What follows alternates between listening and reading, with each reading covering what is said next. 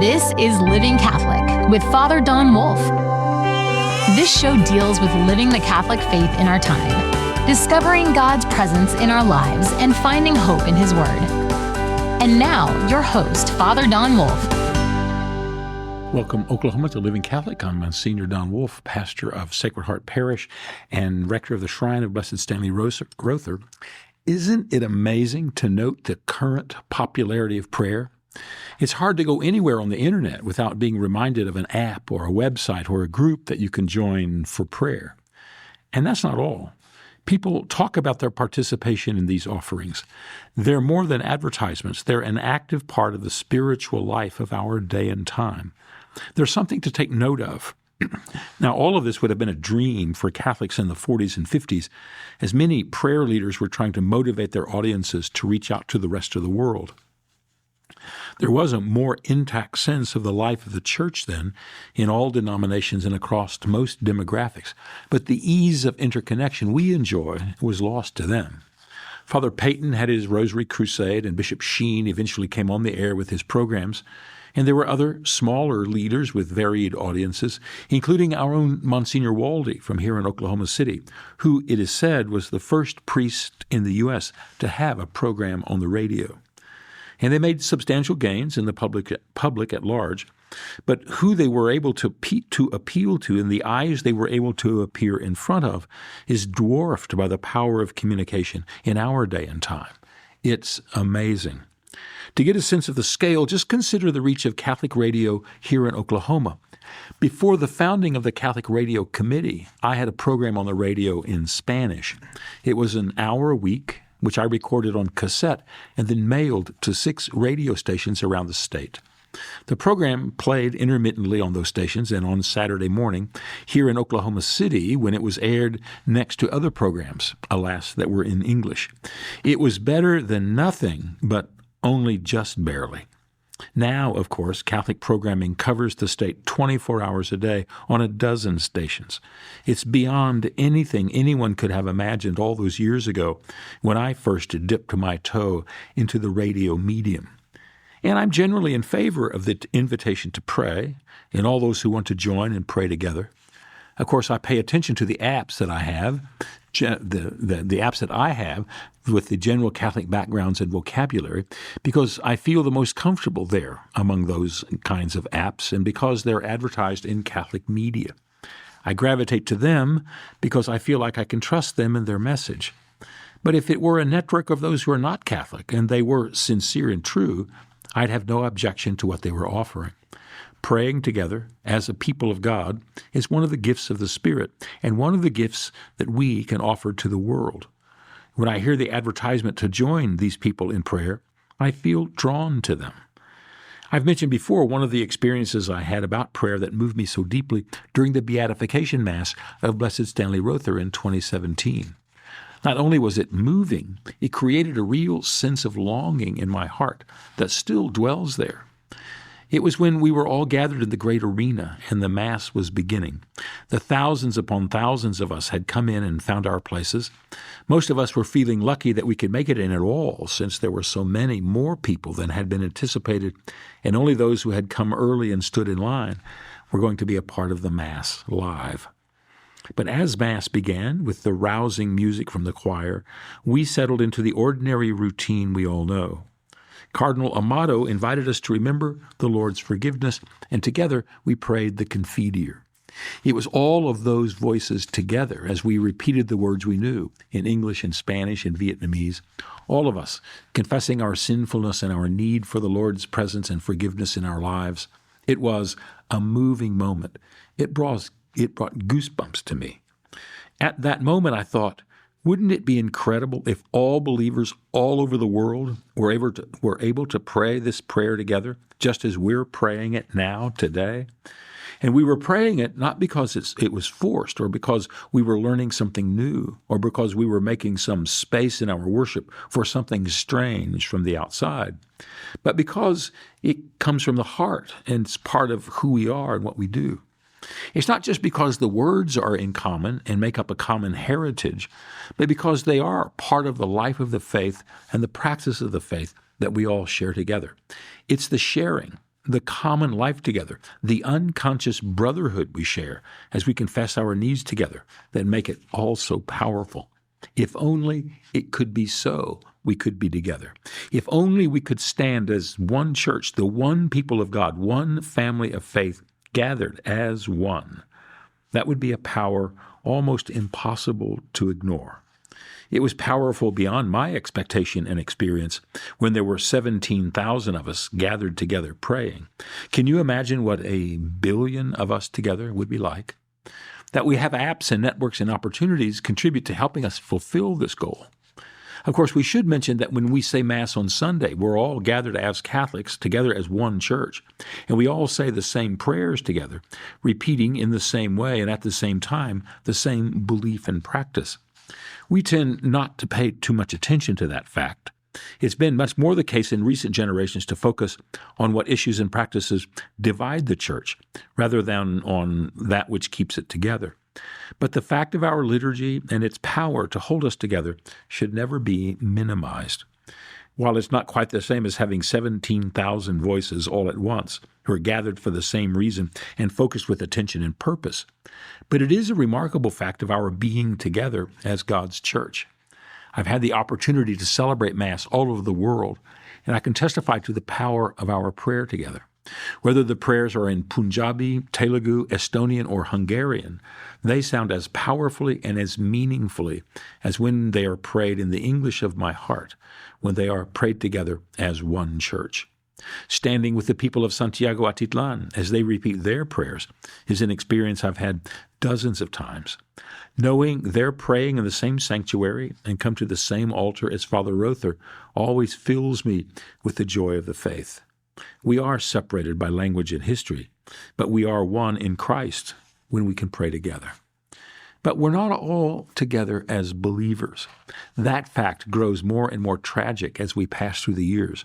The fracturing of the church, powerfully at work as we began the 20th century, shows no sign of slowing down. At the beginning of the 21st century, it has begun to pick up even more speed.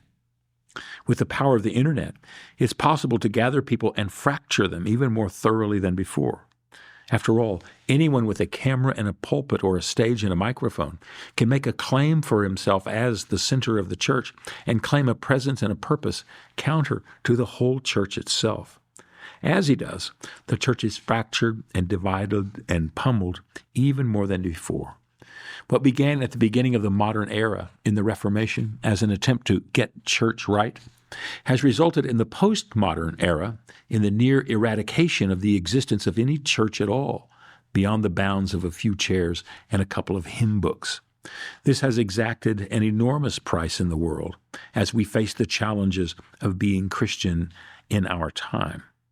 I've mentioned this before, but a couple of movies bear out this movement. In the movies God Is Not Dead and Heaven is for Real, both created and produced by Christian filmmakers, they give to us the images of what a church should look like in our day. In older films and TV programs, a church was a place with an altar or a sanctuary of some kind, centered with a cross or a crucifix with a pulpit next to it. When preaching, the pulpit was occupied by a minister in a gown or a priest in his vestments. Currently, however, the place where Christians gather is a stage with nothing built on it. Preaching takes place by someone dressed in casual wear, surrounded by the microphones of the band. In these movies, this is presented as the norm for Christian worship. From staid, solid, regular, and institutional, Christian presence has moved to what is temporary, extemporaneous, provisional, and indefinite. It's the process of fractioning in motion. To be fractured is a much bigger and a more poignant challenge than that we don't say the same prayers together. The effect is much the same as what we give up when we don't have the full-throated voice together like on the day of the beatification. The power surging through the crowd of us gathered was palpable. All of us could feel it. And that was just because we were saying the same prayer together. What would be the case if we could all speak as one voice as we faced the issues of our day and time together? What would the world look like then? It certainly looked different. Remember the old newsreels of the Nazi gatherings that have appeared 1,000 times on YouTube?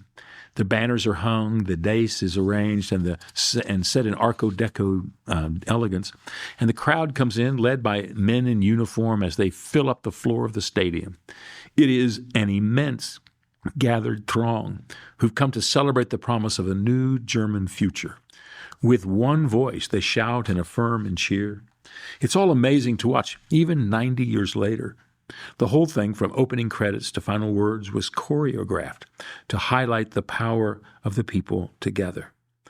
They were one. But the churches, they were not one.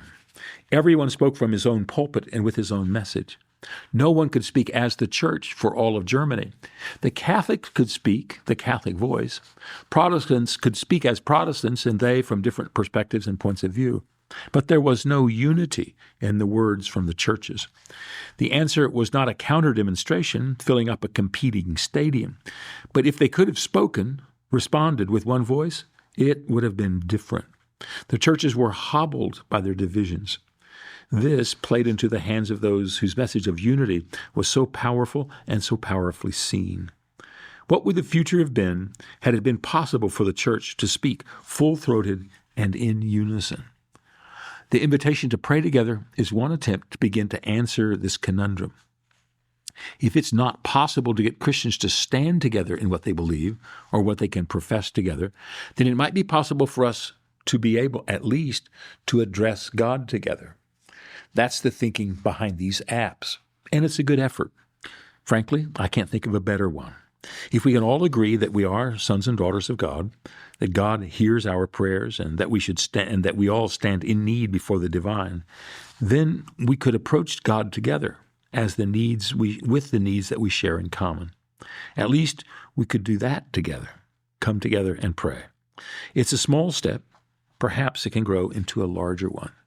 That's always been the general agenda for the Ministerial Alliance that is usually so active in the small towns here in Oklahoma.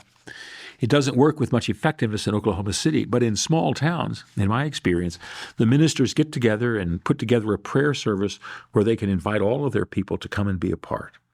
Christmas, Easter, Thanksgiving, and graduation. Those are the times when the ministers can safely invite their flocks and enjoy the opportunity to be around one another and enjoy the chance to address God together. Beyond that, it's not usually possible to get the various groups together. I mostly enjoyed it, the Ministerial Alliance that I was a part of. This is what the Praying Together app offers. All of us share common concerns. They are especially pointed at the times of the year when our major celebrations come about. It's only natural that we can focus our needs and our cries to God as we become more and more aware of them in the signal times of the year. All year long we live with our needs, of course. Our hearts cry out loudly throughout the sum of our lives, which is why the apps go on to offer us a chance to get started at those signal times of the year when we're paying attention and then to continue. It's clever marketing to invite people to a season or to a time, especially when it is one we all recognize and respond to. I don't mind that part of the appeal is that we can pray along with celebrities. These notable men and women have just as much right to claim their place in the household of God as anyone else. Why shouldn't we be invited to take part in their life of faith as well? It's a natural and effective appeal. And they're not claiming that responding to the invitation to prayer will make a person a celebrity or become the pathway to notoriety. We all know we're more likely to respond to a powerful ask than to a weak one. If asked, we can say yes or no equally, no matter who's doing the asking. So have we turned a corner in our world with these notable public opportunities to pray? Is there a new age being born among us with spirituality in the air? Or are we being misled by the ubiquity of the internet? I mean, since it's so easy to see what we haven't seen before, maybe we just notice more than we used to, rather than this being a more spiritual time than in the past. Like Father Paul Mullins said when he first bought a computer and got an email account, he said, "I had no idea that there would be so many dysfunctions that medicine could cure."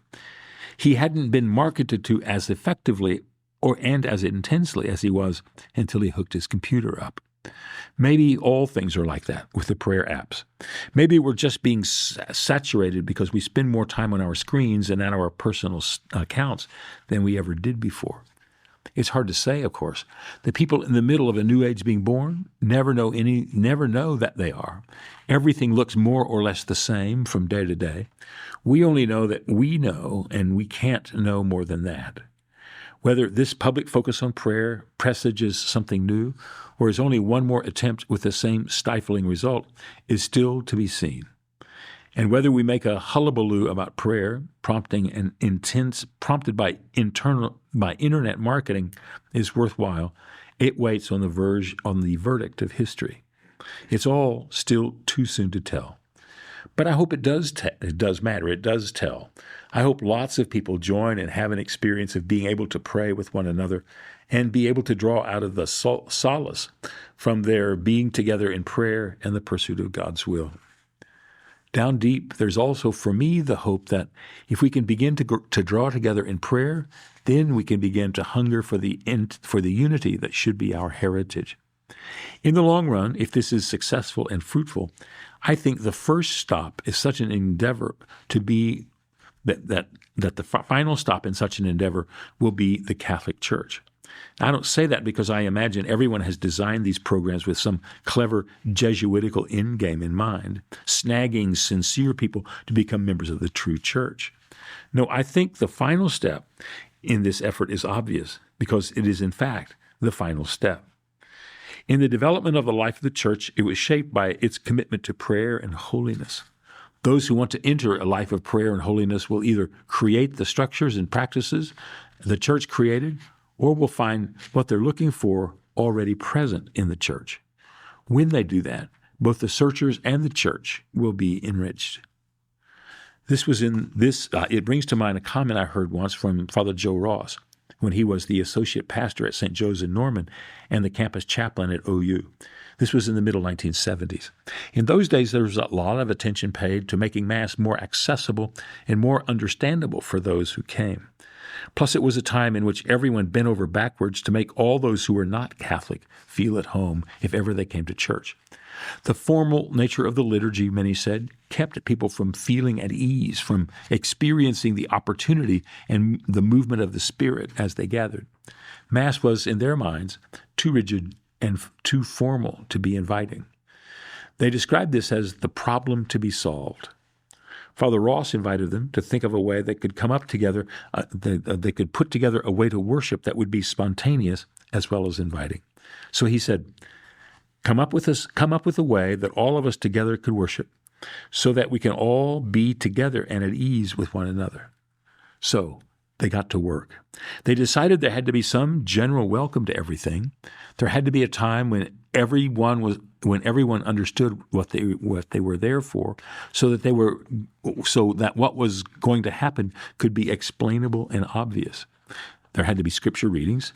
People should also have a chance to pray for one another and their needs. And then there was the Eucharist to celebrate. After all, Jesus said that we should do this when we gather in his name.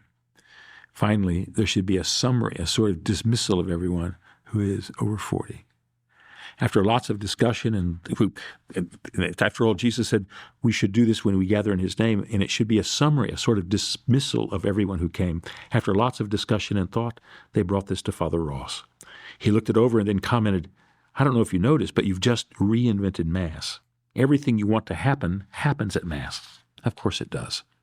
That's what I think is the eventual destination for a lot of those who pause long enough to become committed to prayer and to the spiritual journey. If we become serious about the work of God in the world and the history of God's initiative with us, then we'll eventually find our way, if we remain in common prayer with one another, to the church. That is, if we remain firm and faithful. It's a large if, of course. The alternative is that we engage in prayer for a while. It intrigues and captivates us just long enough for us to enjoy it and to stay with it. But as in all things, there are ups and downs. It's not unusual that the sheen wears off, and when it does, the initial excitement dims and then disappears. In this, we could take a lesson from the spiritual master, St. John of the Cross, who said that when we begin in prayer and draw close to the Lord, he showers us with his gifts. Then the gifts are withdrawn, to see whether we love the Lord or just the gifts he gives. That's the other outcome. There's nothing unusual in this. It happens in every part of our lives, from friendship and marriage to sports and work. The only real downside is that a slight brush of interest in the work of the Lord, leading to initial excitement that soon passes, is like a slight infection that we get over, creating lifelong immunity. Making the exposure to this relationship more popular and easier could make for more immunity. It's always the chance that's taken. But we have to be aware that we all come together, and that we can come together is not a foregone conclusion. The churches are divided for a reason that are not insubstantial or easily reconciled. Putting aside differences isn't easily done. The more we can pray together, the more we can bring our lives into conformity with God's will. That's what's important. But it doesn't take long before our pursuit of God's will as a people together bumps up against the different ways we understand one another and the many ways we've gone about doing his will. We can be sincere about wanting to be with one another and direct our prayers to the fullness of God's goodness, but we soon run into the various hard stops that are part of our human nature. Then it's easy to fall out in disagreement. The only recourse is to trust the moving of the Spirit and try not to stand in the way. Perhaps now is the moment when minds can be opened and personalities softened. It may be the case that the celebrities who sincerely call us to prayer can become models of pliant, faithful people who can bring the extremes together as one. It may even be the case that they can do this because they're not clergymen and don't speak formally for the church. Over the course of time, the Spirit has been unimaginably clever in those who can be helpful to the work of God in the world. At the end of the 12th century, the Spirit moved Francis, a product of the complicated martial world of Assisi, to become a model for engaged believers all over Italy. His example continues to inspire men and women all over the world, even today. Francis was overcome by the realization of God's goodness and mercy, especially spilling out of the lives of the poor. He stood in the marketplace of his town and pronounced his readiness to follow God's will as best as he could seek it. If he were living today, no doubt he'd be on the internet. And who knows, perhaps he is. Back in just a moment.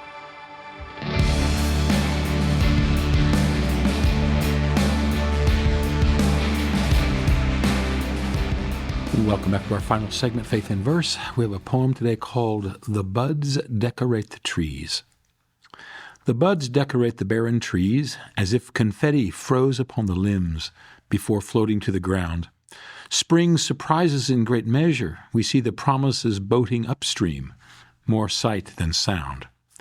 But so it is in the change of seasons when the tilting earth turns to splay its shadows crooked again, and the range of nature, beyond easy reason, joins the lilting song of the planets as they play on the rattled wind.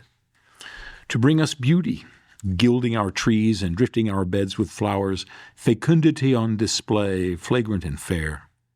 As we look, we marvel, all building as we, lifting our eyes to eternal bowers, see God's power arrayed in fulsome care. That's "The Buds Decorate the Trees."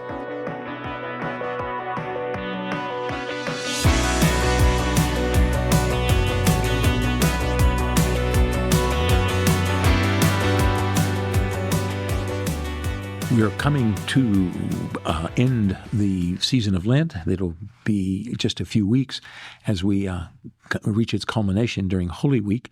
So now is the time to begin to make the plans to celebrate Holy Week and Easter. Be sure to be able to make a contact with your parish about the times and places for all of the activities of Holy Week, most especially for the Easter Vigil that normally takes place at a specified and different time on Saturday evening. So it's important to do that, to be prepared so that this season of celebration might culminate in the most fruitful possible way. I hope in the weeks to come you can continue to join us as we continue exploring Living Catholic.